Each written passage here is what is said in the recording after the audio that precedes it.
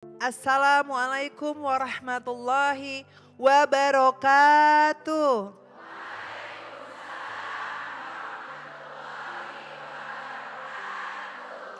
Selamat datang dalam program Kajian Hati bersama Ustadz Hilman Fauzi dan saya Fairuz Arafik yang akan menemani para jamaah yang ada di sini dan pemirsa yang ada di rumah. Dengan tema kita kali ini adalah Rumahku Surga Duniaku. Kajian Hati. Ustadz, bagaimana caranya agar rumah itu bisa menjadi surga buat kita? Silahkan Ustadz. Bismillahirrahmanirrahim. Assalamualaikum warahmatullahi wabarakatuh.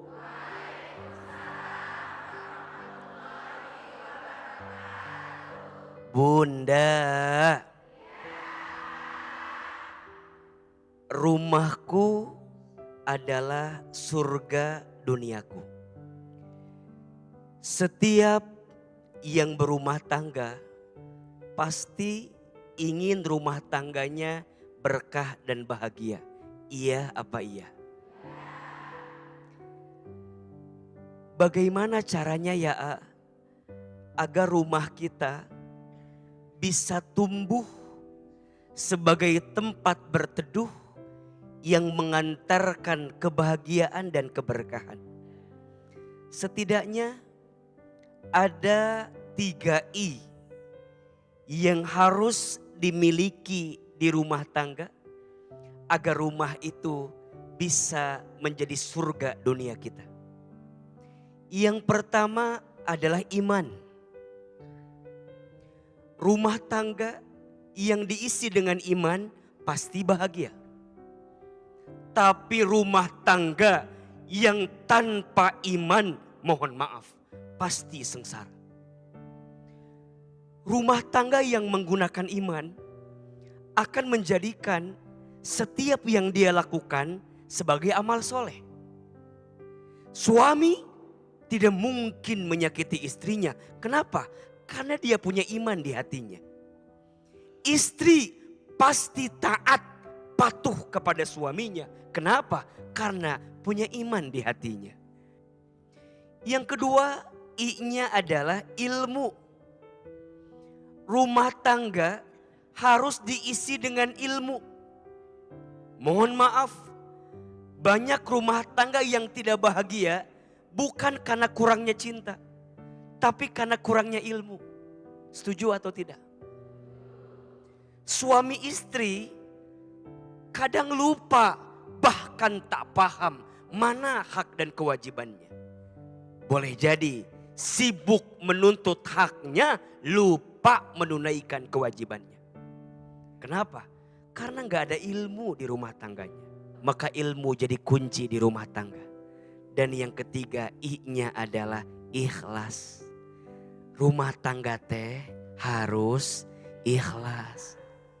Suami dan istri harus belajar untuk saling menghormati dan menghargai. Betul? Ada 3 ciri istri idaman. Mudah-mudahan yang di sini masuk istri yang idaman. Istri yang bagus agamanya. Dia jaga sholatnya. Dia jaga dirinya. Dia jaga auratnya. Kenapa? Tanda menunjukkan dia baik agamanya.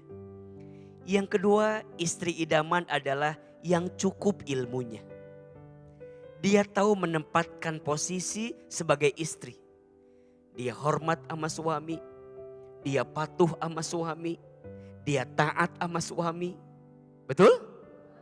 Dan yang ketiga, istri yang bisa menghadirkan akhlak yang baik dalam rumah tangganya. Maka nanti selain ada ciri istri idaman, ada juga 3 ciri suami idaman.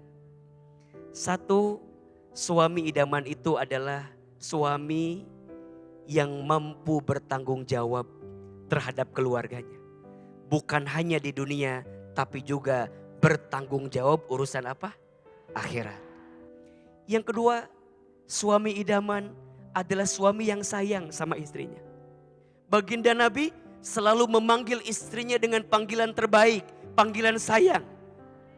Baginda Nabi selalu memberi apa yang istrinya butuhkan.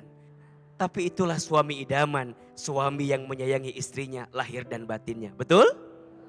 Dan yang ketiga, suami idaman adalah suami yang baik akhlaknya. Lisannya terjaga, pikirannya baik sangka. Tidak sinis, tidak pesimis, tidak suka memponis. Mudah-mudahan rumah tangga kita semua jadi rumah surga dunia kita.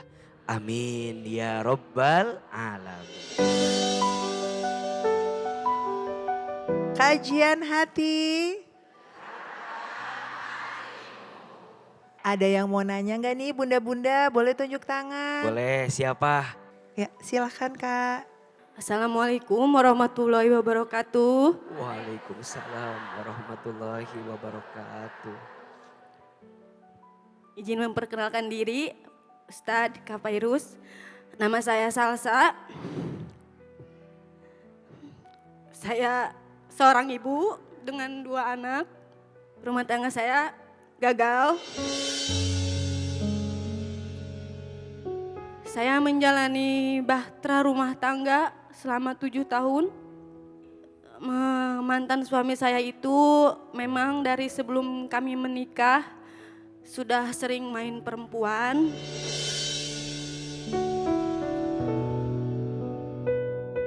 Sampai akhirnya kami menikah, rumah tangga kami baik-baik saja.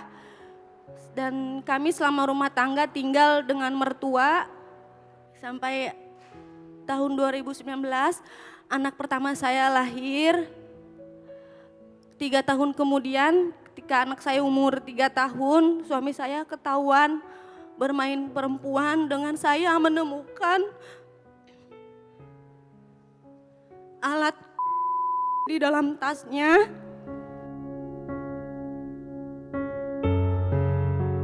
Setelah akhir tahun 2022, ternyata suami saya semakin menjadi-jadi, Ustadz. Akhirnya beliau menceraikan saya talak 1. Tetapi selang 2 bulan saya kembali lagi Ustadz. Karena tidak memungkiri memang saya sangat menyayangi suami saya Pak Ustadz.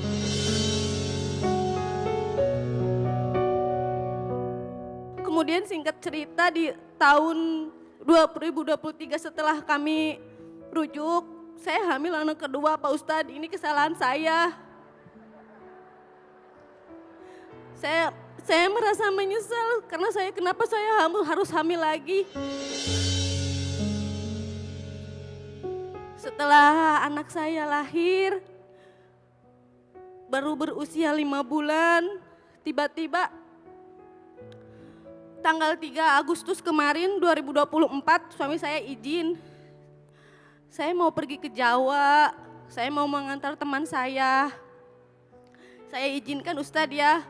Terus saya diantarkan ke rumah orang tua saya karena memang saya sedikit repot kalau untuk mengurus kedua anak saya. Keesokan harinya, hari Senin tanggal 5 Agustus saya pulang ke rumah mertua saya karena memang anak saya sekolah di sana. Tiba-tiba pintu rumah mertua saya ada yang ngetok-ngetok kencang sekali. Kata saya, siapa ini? Saya buka, Pak Ustadz. Ternyata ibu saya. Ibu saya datang dengan baju basah. Dengan baju basah kehujanan. "Mah, ada apa?" kata saya. "Mama kenapa? Ayo ngomong, Mama ada apa?" Di situ ada mertua saya, ada kakak ipar saya. "Ayo nak, kita pulang, jangan di sini. Ayo pulang aja sama Mama," katanya. Saya nggak ngerti Ustadz, ini ada apa? "Ayo Ma, ngomong dulu ada apa Ma?" Tiba-tiba mama saya teriak, "Ustadz, kenapa kalian tega," katanya, "nganterin anak-anak nikah, nganterin anaknya nikah gitu Ustadz." Jadi semua keluarganya ikut menikahkan suami saya.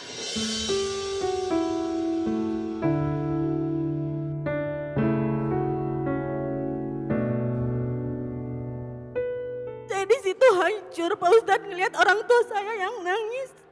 Dari situ saya langsung pulang, saya nggak bawa apa-apa Ustadz, saya hanya menggendong anak saya. Saya sama ibu saya keluar dari rumah itu dan yang di rumah itu diam saja, tidak mencegah atau gimana.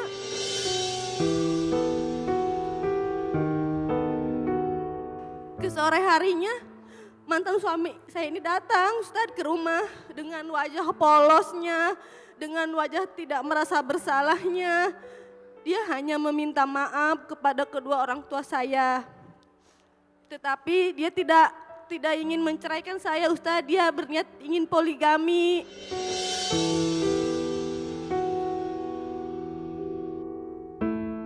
Tetapi saya tidak mau Ustadz, dari situ saya langsung memblokir nomornya, saya sudah tidak mau berhubungan lagi dengan dia. Tetapi dia kekeh terus ke rumah minta maaf.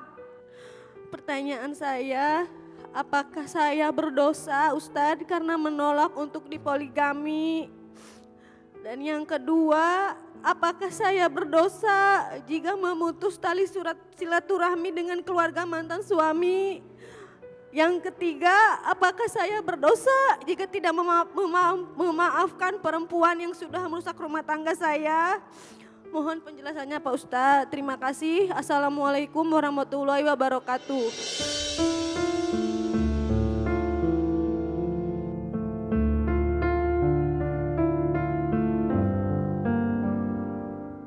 Bunda, beliau bertanya tentang urusan poligami. Poligami itu ada syariatnya. Dan kita tidak boleh mengingkarinya, tidak boleh juga menolaknya. Karena memang ada syariatnya. Tapi yang perlu dipahami, poligami seperti apa yang dibenarkan itu. Beliau bertanya, berdosakah saya menolak untuk dipoligami? Tergantung. Kalau dirasa, izin ya. Kalau dirasa suami tidak bisa berlaku adil, mohon maaf, imannya kurang baik, ilmunya kurang cukup, hartanya kurang banyak, sikapnya tak bisa berlaku adil, maka pada posisi itu istri boleh menolak untuk dipoligami. Karena apa? Karena dia melihat lebih banyak madorotnya daripada maslahat yang didapatkannya. Kecuali suami imannya baik, ilmunya cukup, hartanya banyak, bisa berlaku adil, ngerti mau dibawa kemana, silahkan. Dan yang paling menyakitkan buat AA, memang poligami tidak harus izin, memang. Tapi kan ada etika, ada adab, ada berkah yang mau kita dapatkan. Pertanyaannya, bagaimana mungkin poligami itu berkah sedangkan satu sisi kita menyakiti hati istri yang pertama kita. Jadi babnya bukan tentang dosa dan tidak dosa, tapi babnya tentang berkah dan tidak berkah. Bagaimana mungkin kita bahagia di atas sakit hati yang dirasakan oleh orang lain, betul tidak? Bagaimana mungkin kita bisa mendapatkan kebaikan kalau mulainya nggak baik? Bukankah hasil yang baik dimulai dari cara yang baik?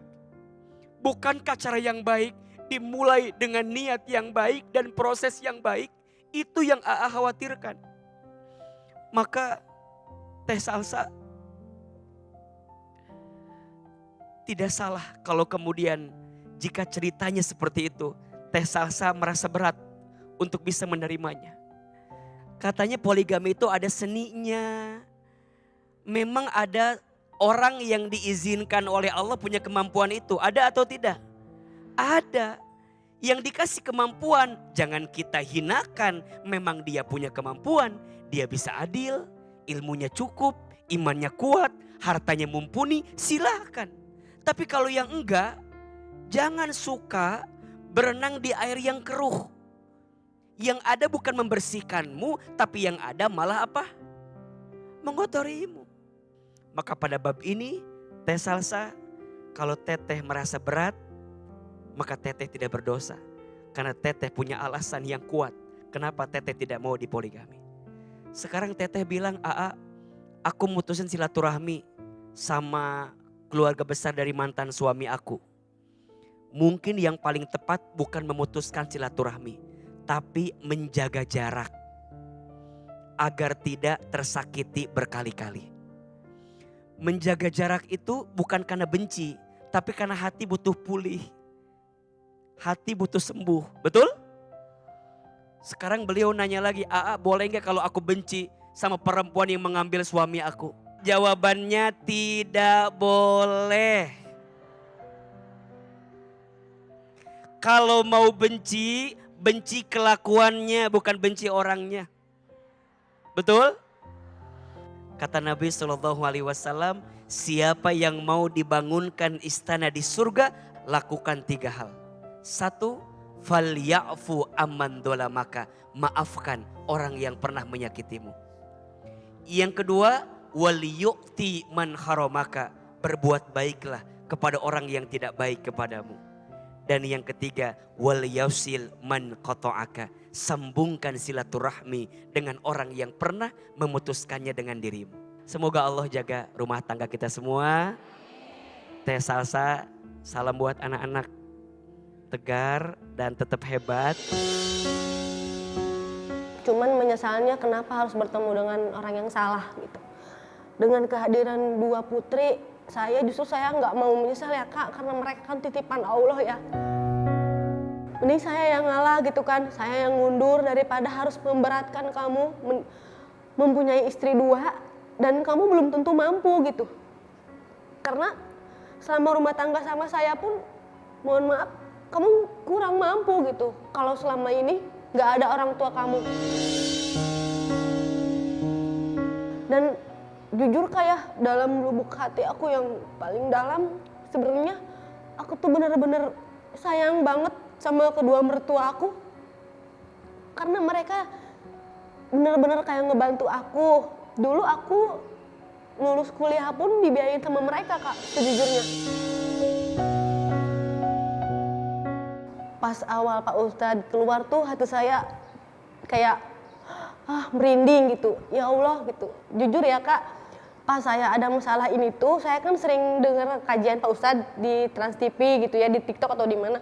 Ya Allah, kapan ya saya ketemu Pak Ustadz? Saya pengen banget lihat langsung. Ya Allah, kapan? Dan Allah jawab juga doa saya gitu. Saya sekarang kesini, saya dikasih kesempatan kesini gitu. Saya, ya Allah, saya kayak berterima kasih ya Allah gitu. Akhirnya gitu, aku bisa ngeluarin semuanya yang selama ini aku pengen keluarin gitu.